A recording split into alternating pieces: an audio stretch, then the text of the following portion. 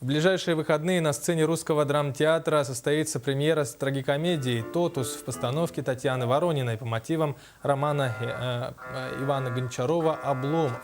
Главного героя играет Александр Сердюков, слугу Обломова Дмитрий Трофимов, а Штольца Степан Федоренко. Сегодня в театре состоялась сдача спектакля. По большому счету впечатление от премьеры будет уже.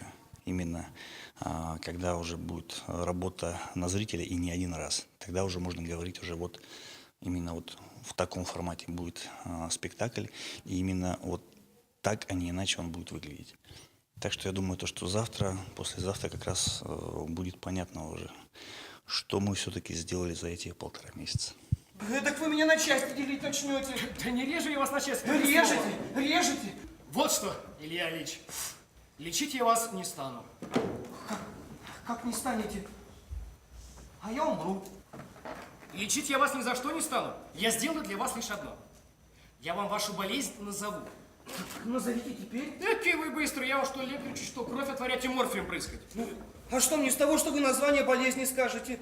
Разве от названия приливы к голове заканчиваются?